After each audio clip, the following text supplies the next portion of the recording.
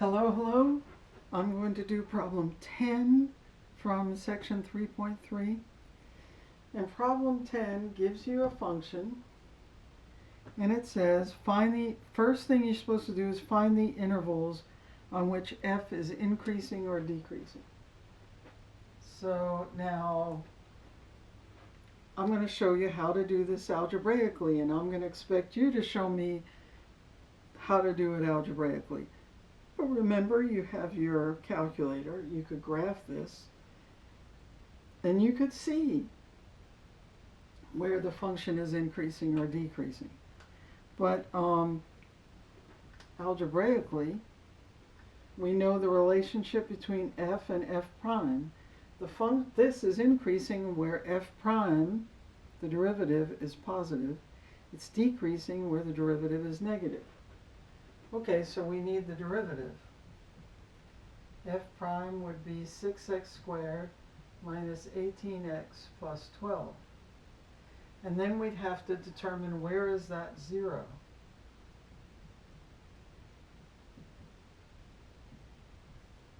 Okay, so we can divide by 6 to get rid of the leading term.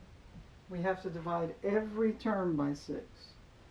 So here it'll cancel out. Here we'll get 3x, and here we'll get 2. And 0 divided by 6 is 0. Okay? If we factor this, we can factor this. I'm going to double check myself. Negative 2x minus x, that'll give us that. Negative 2 times negative 1 gives us 2. So we wind up with x equals 2 and x equals 1. These are the places where we might have a local min or max. But first we have to determine where. These are also the only places where the derivative would change sign, sign. So we have to see, let's see. We have to look at the intervals defined by 2 and 1. So we would have negative infinity to 1, 1 to 2, and 2 to infinity. Let me put this in a different color. I'm trying to see where this would be positive and where it would be negative. And these are the turning points. These are the places where it would change sign. So I'm going to divide them up in a negative infinity. I'm going to make a little table, negative infinity to 1, 1 to 2, and 2 to infinity. And I'm going to look at the sign of the derivative. This is a derivative, x minus 2 times x minus 1.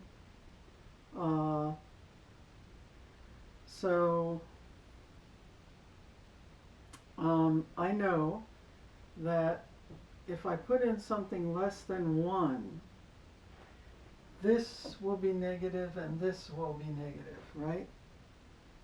So the product would be positive. Here, if I put in 1.5, this will be positive, this will be negative, so our product will be negative.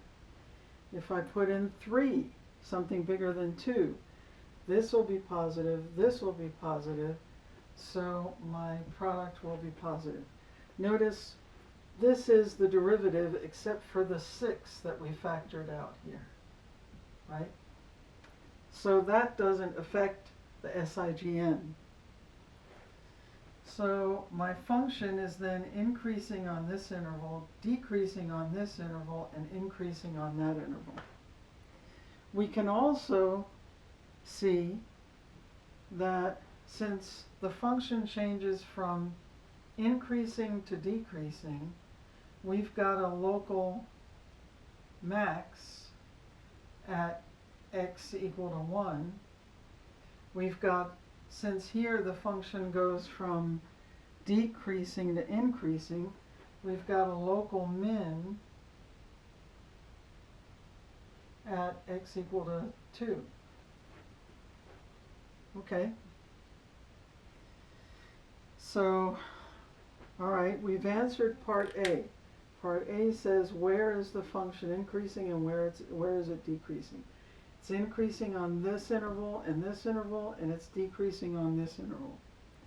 In part B, they say find the local maximum and minimum values of f.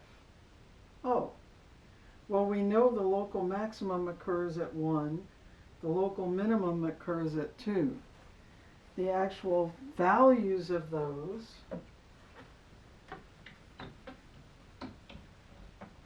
this is part B. The actual values of those would be f at 1, which when you put that in there, I did the arithmetic before time. When you put that in there, f at 1 gives me 2. That's a local max. And f at 2 turns out is 1, which is a local min.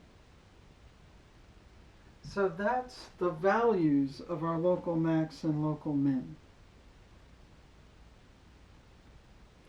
Part C, the last part, says find the intervals of concavity and the inflection point. Okay, so we're finished with that part. We need the intervals where the function is concave up and concave down. Okay, so, well, I need the second derivative. So I'll get the derivative again. 6x squared minus 18x plus 12. Now I need the second derivative, which is 12x minus 18. Now I need to figure out where that's 0. So 12x minus 18 equals 0. 12x equals 18. X equals 18 over 12, which would be, we can simplify, divide the top and the bottom by 6, and we'd have 3 halves. So now again, I make a little table to figure out where the second derivative is positive or negative. This is my cutoff point. This is the possible inflection, where the inflection point could occur. So I'm going to go from negative infinity to 3 halves, and 3 halves to infinity. And I'm going to say, okay, what's the sign of my second derivative?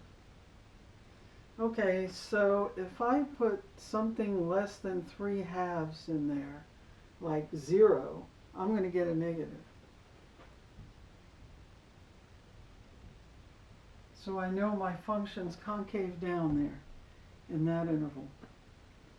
If I put something bigger than 3 halves, like 5, well, clearly that's going to be positive, so my function is going to be concave up.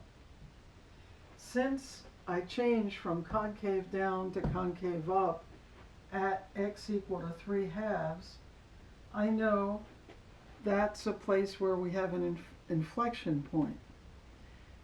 Now notice they ask for the actual inflection point. So what I've got to do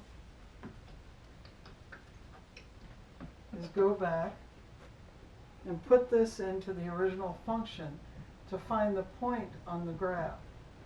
Now I did the arithmetic already, and I got 3 halves. So the inflection point is 3 halves, 3 halves.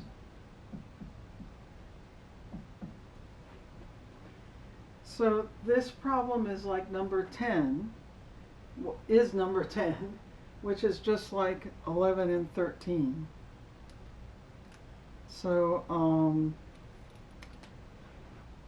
that's the last of the videos for this Tuesday. See you next time.